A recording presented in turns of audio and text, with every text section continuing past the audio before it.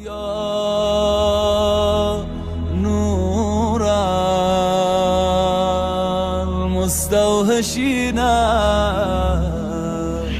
مجید سورہ آل عمران الذین یذکرون اللہ قیاما وقعودا وعلا جنوبہم ویتفکرون فی خلق السماوات والارض ربنا ما خلقت هذا باطلا سبحانک فقنا عذاب النار.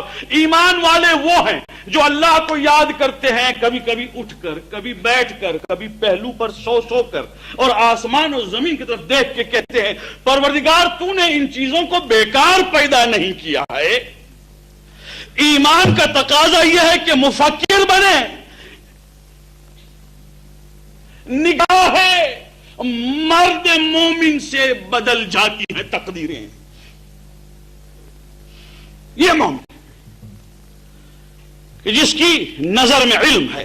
قرآن کہتا ہے ایمان لے آنے والے کے بعد رات کو جب سوتا ہے تب بھی زمین و آسمان پر فکر کرتا ہے. کبھی فکر کے دروازے کو اسلام نے بند نہیں کیا، بلکہ انسان کو اس کی جہالت کا ہمیشہ احساس دلایا کہ تو جاہل ہے. ایران کا ایک مشہور، ابھی کچھ عرصے تک تو راستے کا نام بھی یہی تھا، بوزرجمہری روڈ.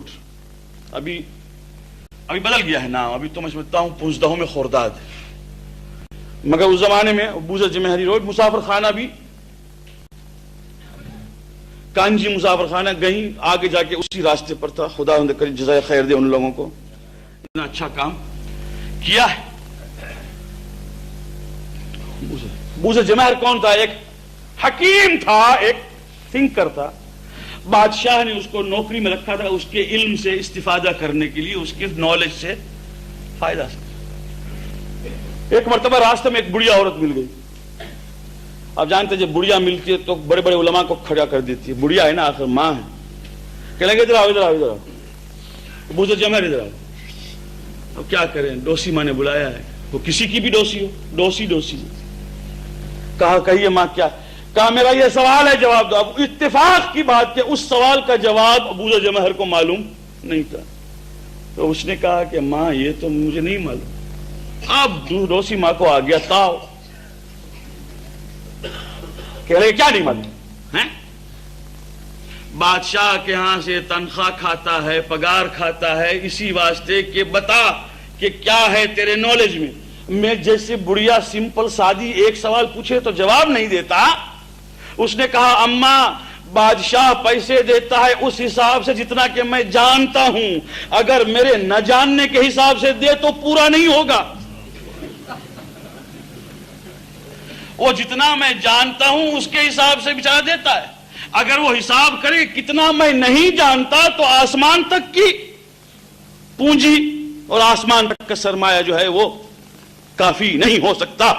اسی لیے میرے دوستو احساس دلایا ہے، احساس دلایا. مگر فرق کیا ہے؟ فرق یہ ہے کہ ہم اور آپ جہالت کی قسم نہیں سمجھتے. جہالت کی 2 قسمیں ہیں میرے دوستو. ایک قسم ہے جہاں نالج نہ ہو، اس کی تو اسلام نے بے حد مذمت کی ہے اور یہی کہا ہے کہ حاصل کرو حاصل کرو حاصل. کوئی بھی علم جاہل نہ رہو. کبھی نہیں کہا ہے کہ بھائی پڑھنا نہیں، اور کبھی نہیں کہا کہ سوچنا نہیں. حدیثیں بڑی پڑی ہیں. علی بن ابی طالب نہج البلاغہ میں فرما رہے ہیں، سارے ائمہ نے فرمایا. کبھی نہیں کہا.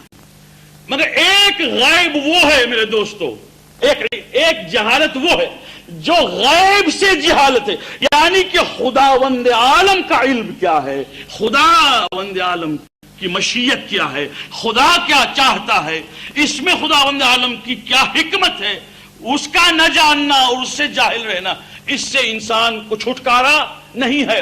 اور جتنے بھی زیادہ اور دنیا میں ترقی ہوتی جائے گی اللہ کی مشیت اور مصلحت سے جہالت بڑھتی جائے گی. اس سے تو تمہارا چھٹکارا نہیں. ایک شاعر ہوا کرتے تھے، اس کا نام تھا نذیر اکبر آبادی. یہ نذیر اکبر آبادی جو ہے اس کو کہتے ہیں لوک شاعر، لوک کوی، پوئٹ آف دا پیپل. یہ وہی ہے جس نے کہا ہے